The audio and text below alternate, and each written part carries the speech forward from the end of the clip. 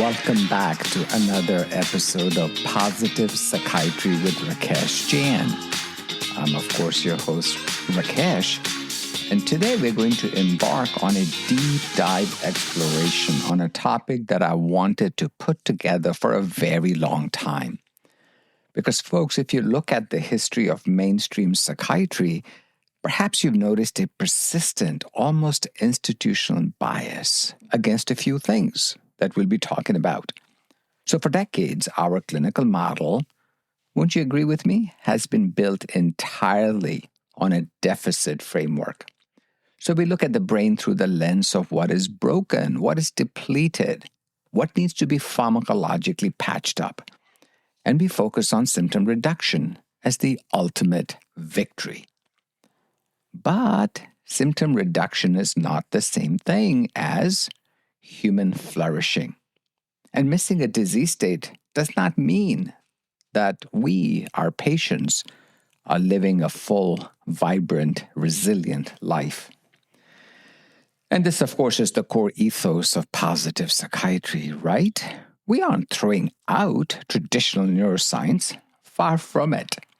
Instead, we take a rigorous, mechanistically based insight into neurobiology and pivoting the camera, the lens that we use in our minds, and we ask ourselves, what are the neuronal pathways underlying resilience? What neurochemicals drive, cascade optimism, cognitive flexibility, social connectedness, and perhaps even post-traumatic growth?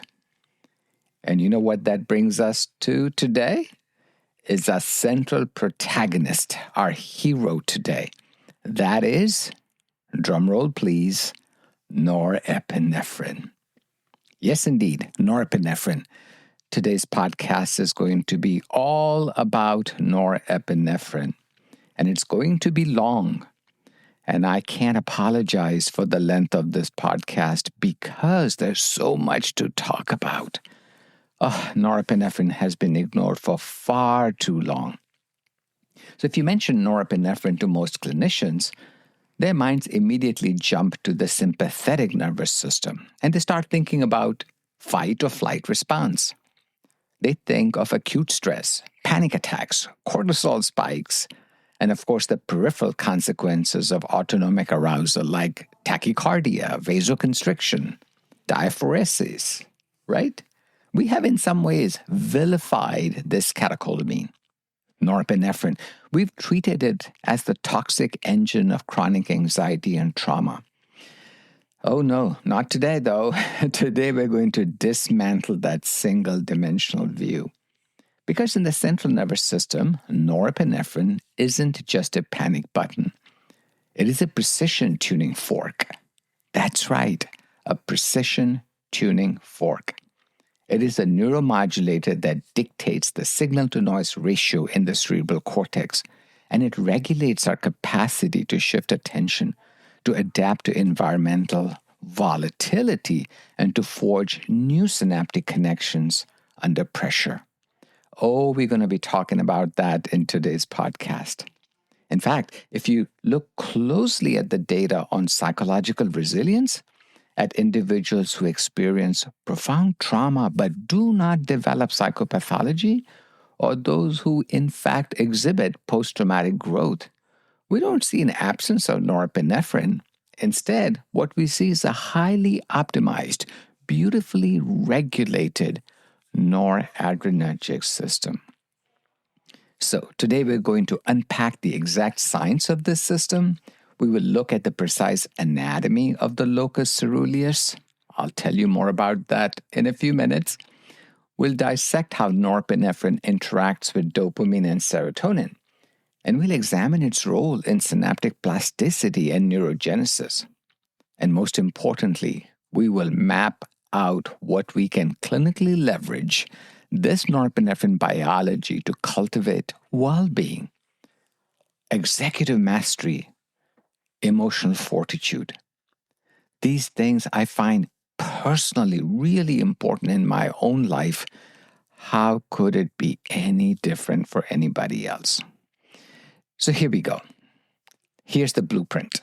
The blueprint has been there is a historical deficit model, but we need to change that to asset architecture model.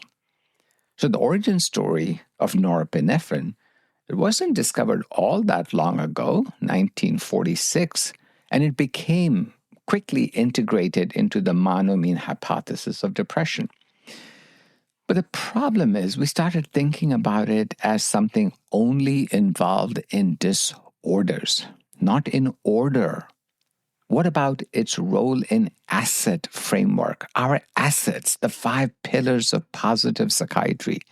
You know what they are: resilience, optimism, social connectedness, coping strength, and of course, growth, and explicitly tie them to norepinephrine tone.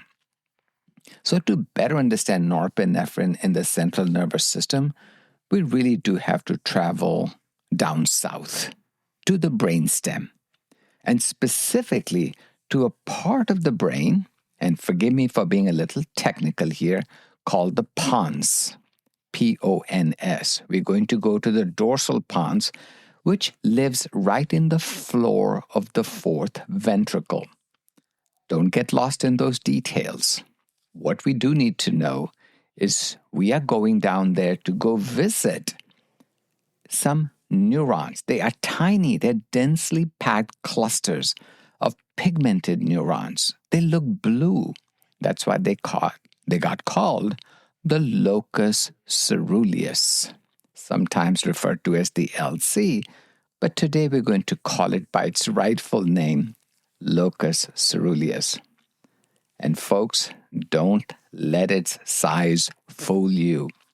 This microstructure contains perhaps only a few tens of thousands of neurons in the human brain, yet it provides virtually the exclusive source of norepinephrine in the entire cortex, hippocampus, amygdala, spinal cord. It is one of the most highly divergent projection systems in the entire central nervous system. For example, a single locus ceruleus neuron can arborize, meaning create connections so extensive that it can send, one single neuron can send its fibers, its axon terminals to both the prefrontal cortex, which is in the front part of our brains, and to the cerebellum. Oh my, it's impressive, is it not? So think of the locus ceruleus as the master conductor of the cortical state, and it determines whether the brain is asleep or awake or hypervigilant, or perhaps in a state of calm, focused engagement. And it operates via 2 distinct modes of firing, tonic and phasic. Understanding the interplay between these 2 firing modes took me some years. I'm talking about when I was in my 30s. But to have understood it is the absolute key to understanding the neurobiology of optimized human performance. So why don't we spend just a minute talking about tonic versus phasic firing of the locus ceruleus. So tonic firing, remember the word tonic, is the baseline. It's the continuous background activity of the locus ceruleus. So when tonic firing is exceptionally low, we feel drowsy, inattentive, unmotivated. Now, when the tonic firing is excessively high, the system enters a state of chaotic. It becomes a state of chaotic hyperarousal, distractibility, even panic. The cortex is flooded with noise. Executive function, out the window, it's derailed, and the prefrontal cortex loses its top-down control over the amygdala. So where then is the sweet spot? It's in the middle. That's why we call it moderate tonic activity being the ideal way to be. But here's another question we got to deal with. Is that how we want to be all the time? Answer, no. There are times where we want things to change in a phasic burst. Phasic, phasic burst. So a phasic burst is rapid, transient spike in locus ceruleus firing. And this is triggered by specific relevant stimuli. So for example, a novel challenge, a complex cognitive task, or perhaps an environmental change that requires immediate adaptation. So this phasic release acts as a cortical reset button. It momentarily will suppress irrelevant background neural activity and sharpens the processor target stimuli. Think, for example, if you're driving. Well, you're not drowsy, but you're not really paying attention because you don't really need to continuously. But if somebody cuts in front of you and you have to make decisions, do I brake? Do I accelerate? Do I swear off the road? What do I do? Guess what? The locus ceruleus helps us out with the phasic firing. And this is a classic. It's in fact has a name. It's called the Yerkes-Dodson inverted U curve. We in fact really function best when we understand this ideally. So in positive psychiatry, which of course all of you are supreme believers in, our objective is not to suppress norepinephrine, nor is it to elevate it. Our objective instead is to optimize it. The locus ceruleus lives in a place of harmony with what is needed. This is the physiological state underlying what psychologists call the flow state, a state of high engagement, deep focus, and effortless cognitive control. And of course, the mood is in a good place, wellness is in a good place. Now that we've had such a nice conversation about phasic and tonic activity of the locus ceruleus, and we have met locus ceruleus in some detail, we should now talk about receptor subtypes and cortical optimization. So, a deep dive into receptor affinity profiles is important. We have to understand how low to moderate norepinephrine preferentially binds to different receptors. And there is, in fact, a tipping point where someone can be so flooded with norepinephrine that something interesting happens. We call that the amygdala hijack. Okay, more on that right now in just a minute or so. So first, we need to appreciate that neurotransmitter dynamics require that the catecholamine be in a dance. Dance because no neurotransmitter operates in a vacuum. So if we really want to understand how norepinephrine drives psychological resilience, we have to look at its intimate relationship with dopamine and serotonin. So in the prefrontal cortex, the boundary lines between norepinephrine and dopamine, it's actually incredibly blurry. Did you know that the dopamine transporter, also known as DAT, we don't have a whole lot of that in the prefrontal cortex. That means after dopamine is released in the prefrontal cortex, its clearance is largely handled by the norepinephrine transporter. Mind-blowing, is it not? So norepinephrine terminals can actually release not just norepinephrine, but also dopamine. So I think I was right when I said no neurotransmitter operates in a vacuum. And of course, dopamine and norepinephrine have a terrific, harmonious relationship most times. So that does mean that when you stimulate the locus ceruleus, which we classically thought only changed norepinephrine, we aren't just shifting noradrenergic tone, we're in fact directly modulating dopamine dynamics in the master control centers of the brain. And this crosstalk is where the magic happens, because dopamine provides the reward signal, the anticipation of pleasure, and the drive to pursue a goal. In fact, think about it this way. Don't you think that's the perfect antidote to anhedonia, a topic we have conversed about previously? It sure is. So norepinephrine plays a role even in dopamine synthesis and release. So here's a way to think about it.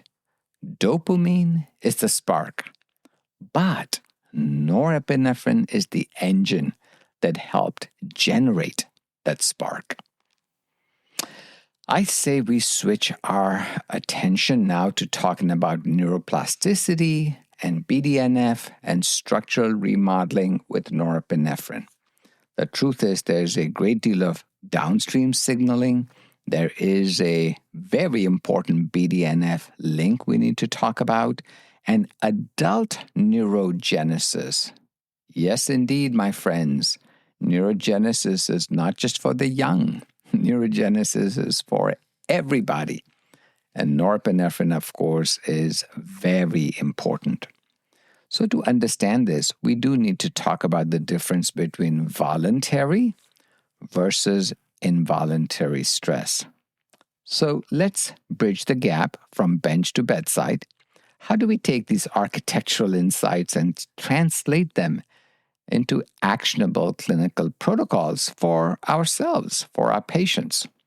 So the clear distinction we should make right now in positive psychiatry is the difference between involuntary distress and then voluntary stress taken on in order to further enhance our resilience. So when an individual experiences prolonged uncontrollable stress, the locus ceruleus is subject to unremitting chronic hyperactivation. Now, this exhausts the system, leading to the downregulation of protective receptors and causes neuroinflammation and ultimately systemic helplessness. But look at what happens when stress is chosen. Look what happens when we actually take on either psychological stress or physical stress.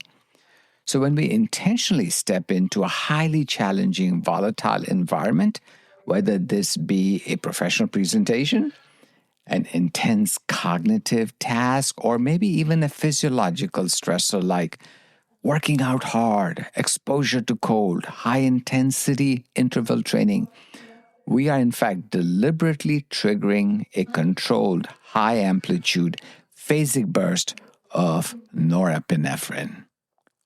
Well, this is the neurobiological equivalent of weight training for our locus ceruleus. So by repeatedly exposing our system to transient and controllable spikes of norepinephrine, we in fact trigger compensatory adaptations. It really is a lot like weightlifting. We put our muscles through excessive and, weights that we would not normally have to deal with, but we do that in order to have the muscle think that it needs to be more efficient. It needs to hypertrophy.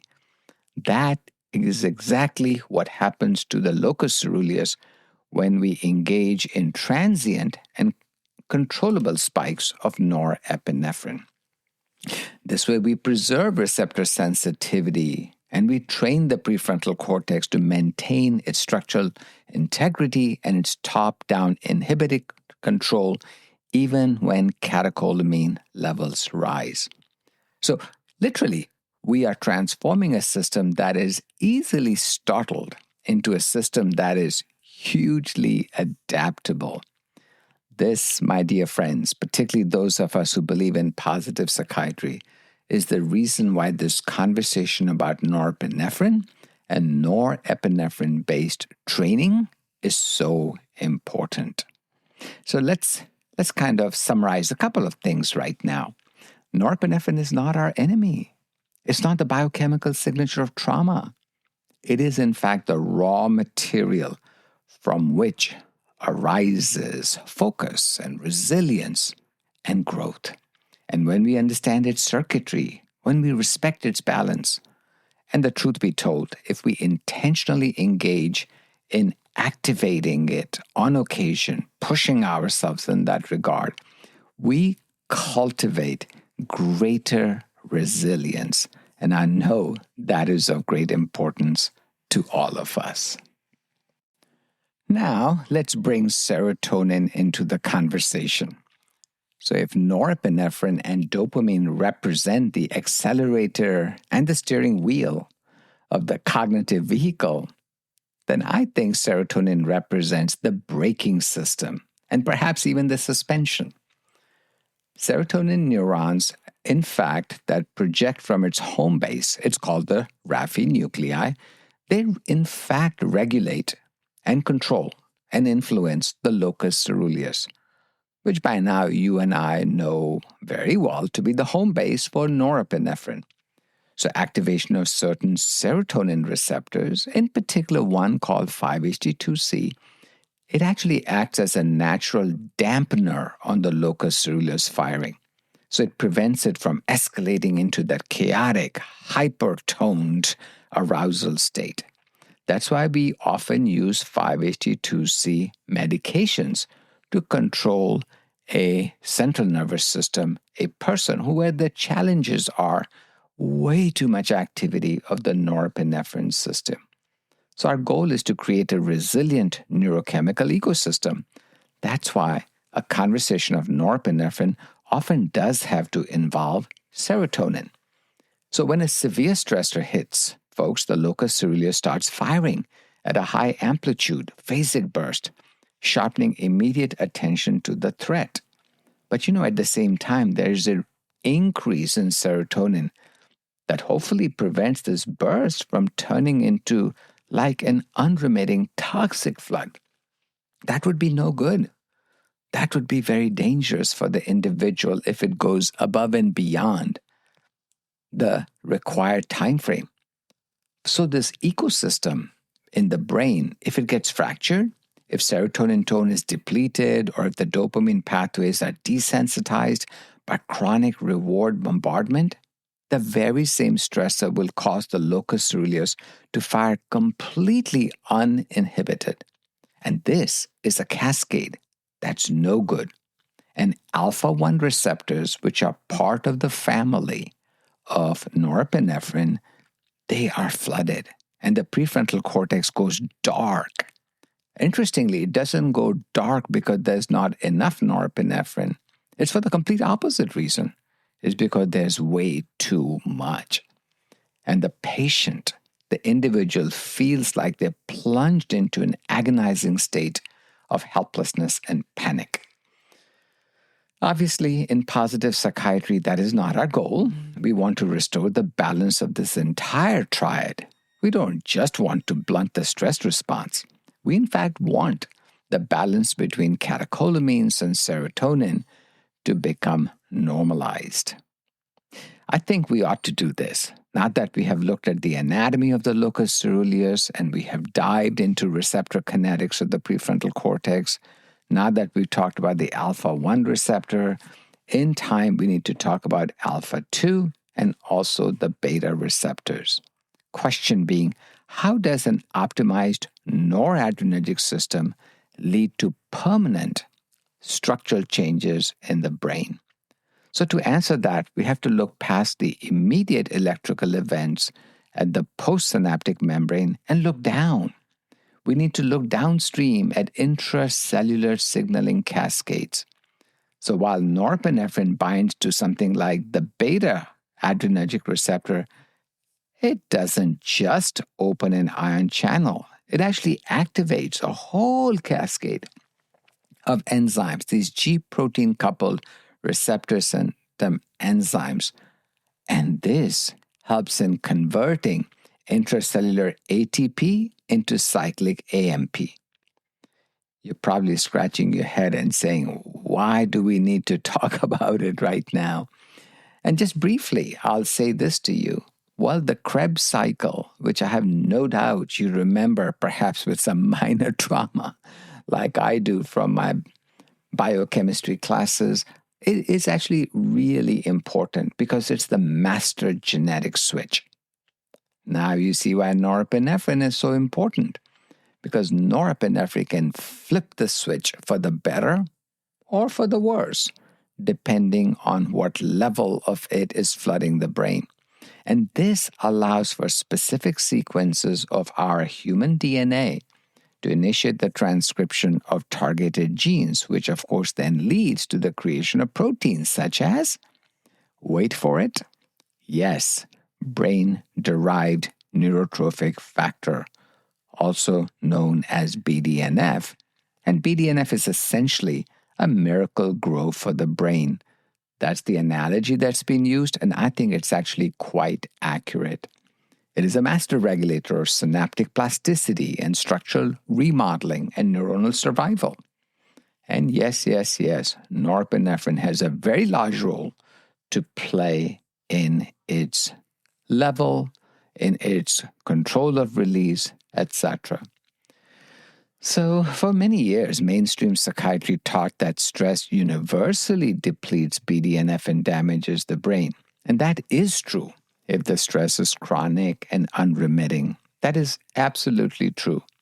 It is, however, not true at all that is always the case. In fact, controlled, pulsatile, short-lived elevation of norepinephrine activity through, we talked about it before, something like, say, cold exposure or psychotherapy or intense physical exercise or intense cognitive exercise, in fact, does the opposite. It enhances BDNF release, which at the end of the day leads to significant improvement in neuroplasticity. So the take-home message is this. If we live a life with no norepinephrine activity, and we say, I want to live a life with no stress, no exercise, no social connection, no. I just want to be quote-unquote calm all the time. Problem is that leads to the brain's ability to use norepinephrine to model ourselves into a more adaptive structure very extensively. So what positive psychiatry says is it's not that we want to avoid stress. We, in fact, want to welcome stress. As long as we are in control of it, as long as we're able to modulate it, and as long as we are able to regulate its intensity and duration. So controlled noradrenergic activation, in fact, is a powerful survival signal for us human beings all the way from the time we're born to later in life. So when you look at an individual who's walked through fire, experienced profound life adversity, and many of them do emerge on the other side stronger and wiser, and perhaps even more psychologically integrated, guess what? Norepinephrine played a very important role in it. So think this way, if you will. Think of norepinephrine as the molecular grit and strengthening, enhancing neurotransmitter.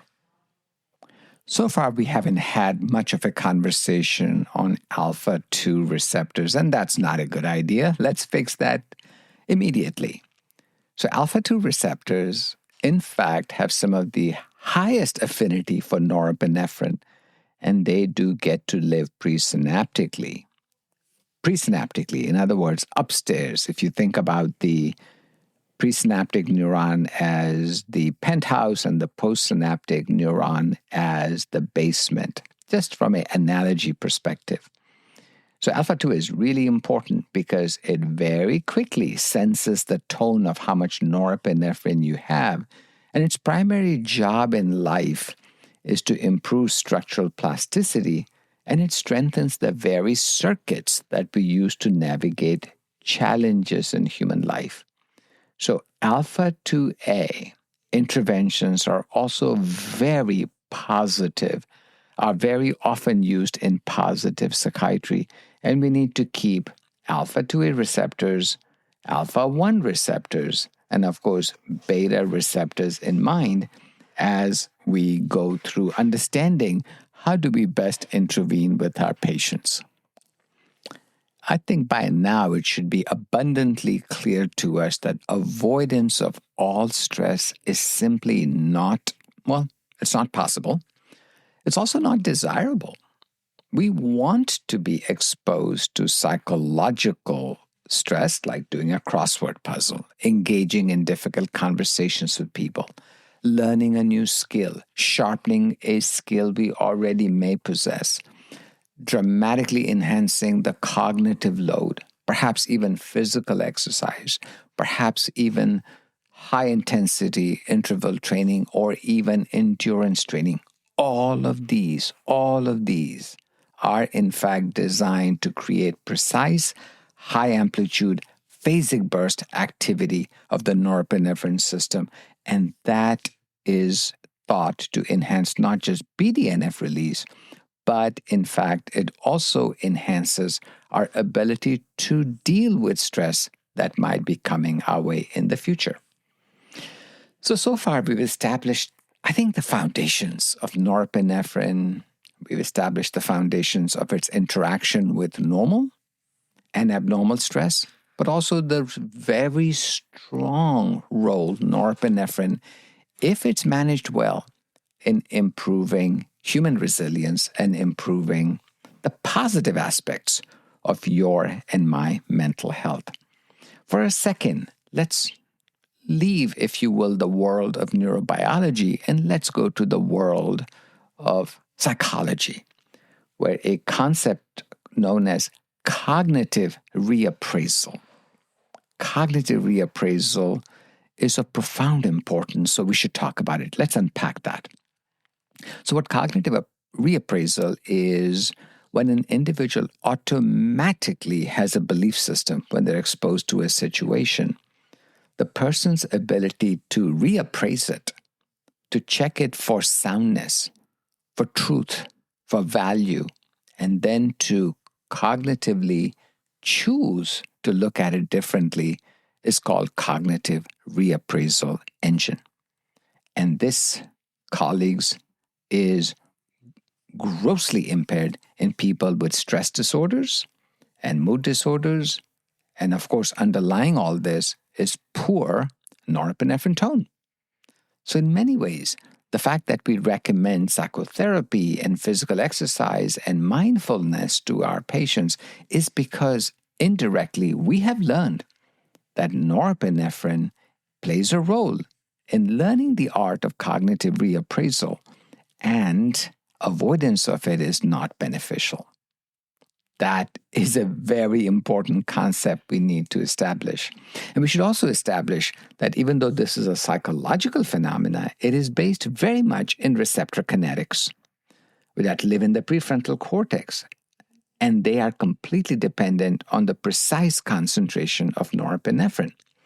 So if a patient's norepinephrine system is poorly regulated, this onset of stress causes the locus ceruleus to shift immediately into high tonic overflow.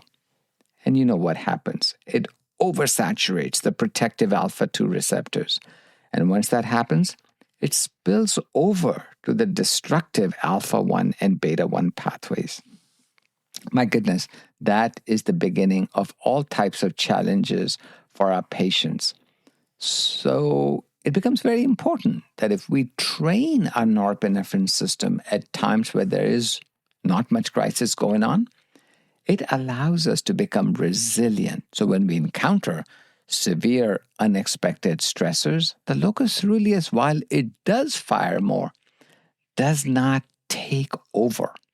If it does fire more, it is able to come back quicker, and it doesn't stay in that excessive phasic firing situation for too long. So it acts like an executive volume knob.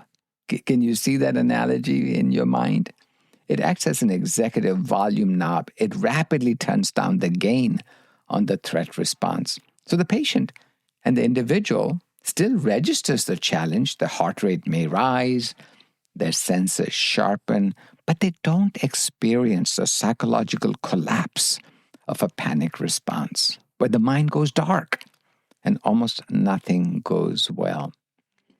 I really hope that I have done well in convincing you that those of us who are believers in positive psychiatry must appreciate the role of norepinephrine and its loyal soldiers, the alpha-2A receptors and the alpha 1A receptors, and also how modulation of these receptors, be it through psychotherapy, be it through exercise, be it through specific medications that target alpha 2 and alpha 1 receptors, is so very crucial.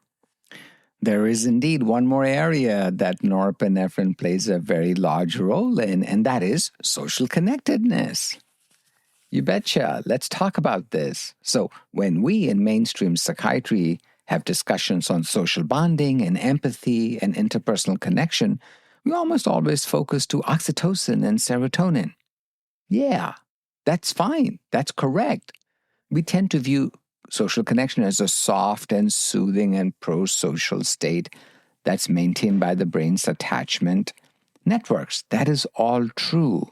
But having said that, we need to examine how an optimized noradrenergic system acts as a foundational pillar for deeper human connection. So when we engage in a meaningful, deeply connected conversation with another person, the locus ceruleus is not asleep, nor is it flooding our brain with panic. It's in fact operating in its ideal, moderate tone mode, literally delivering phases of norepinephrine so that we can listen and connect with the person that we're conversing with. So this is not something that only helps the person listening, but also the other party who's talking, because to be heard well is, of course, the very beginning of social functioning. And of course, in positive psychiatry, we want to break the isolating cycle of loneliness that afflicts a lot of our patients and our clients. And we do so by explicitly treating social connections, even when the individual says it makes me nervous, I don't want to do it. We classically say the act of solving this problem is to engage in the very thing that you don't want to, wish to. And that, as you can imagine, is a classic example of a locus ceruleus workout. And what we have noticed over the last several decades, the more one engages in behaviors that initially feel avoidant, the more one engages in such avoidance behaviors, the less the challenge is. Of course, this is all happening because the norepinephrine system is in fact getting controlled and moderated by these exercises. Another beautiful example of how thinking about norepinephrine differently could help all of us with so many different issues, including this current modern-day pandemic of social isolation. I do sincerely hope that you're enjoying this conversation about norepinephrine as much as I am discussing it with you. Because the future of our field lies in the deliberate understanding of the neurobiological upward spiral. Because for far too long, psychiatry has focused on just arresting the downward spiral, right? Stopping the descent into depression, blunt force, forcing depression into remission, or deadening the nervous system to insulate it from pain. But when you and I stop a downward spiral, all we're doing is leaving the patient standing on a flat, barren, gray landscape. Oh, sure, they're no longer drowning, but they're not swimming towards any meaningful shore. The purpose of life simply cannot be to have limited mental health challenge symptoms. It must be flourishing. And positive psychiatry definitely recognizes that, and that's why we're talking about the optimization of the noradrenergic system. And we want to activate this powerful endogenous engine that naturally generates an upward spiral. So let's look at how this spiral unfolds across the life of a human being when these circuits are properly tuned. It can begin with a single choice to embrace a managed, voluntary friction with a coworker, with a family member, with a friend. That really is like a brief moment of self-directed stress and takes courage. But at the other end of doing so is improvement in norepinephrine functioning, greater resilience, greater management and optimization of our alpha 2 and alpha 1 receptors. And of course, the locus ceruleus learns the art of delivering the appropriate kind of phasic burst and tonic burst activity. Just don't ignore the importance of alpha 2 receptors and alpha 1 receptors, dear colleagues. They really matter. They matter in health. They matter in disorders such as bipolar disorder, schizophrenia, panic disorder. And to only focus on serotonin or dopamine is to miss out on the beauty of what we could offer our patients with well-thought-out interventions. We should really also appreciate that brain-derived neurotrophic factor, in large part, is the reason why we have structural neuroplasticity, and BDNF is subservient to the brain's ability to control its own norepinephrine. Of course, so is level of energy, fatigue, sleep, concentration, motivation. Norepinephrine really punches way above its weight class. And that's fine. That's fine. If you and I become experts at modulating our locus ceruleus in whatever direction it needs to, then you can just imagine, right, what kind of adaptability you and I and our patients could have. So we're moving into a brand new era of medical science. This is an era where our success is measured not by the absence of diagnosis, but by the presence of an unshakable, vibrant, self-directed resilience. And you and I can take these rigorous insights into neuroscience and align them with the empowering philosophy of positive psychiatry. Don't you think so? We're not just treating the brain, folks. We're literally liberating the human spirit. Oh my gosh, thank you so much, dear colleagues, for being with me for quite a while to talk about this profoundly important topic of norepinephrine. It's a conversation I've been wanting to have for a long time, and I'm genuinely delighted that you spend this much time with me to talk about the magnificent power of our norepinephrine system, our engine, to build a life of profound meaning, grit, and of course, thriving. Folks, you were listening to Positive Psychiatry with Rakesh Jain. This is Rakesh, thanking you for your time, wishing you the best of your norepinephrine day and evening and night. And I look forward to connecting with you at a future podcast. Goodbye for now.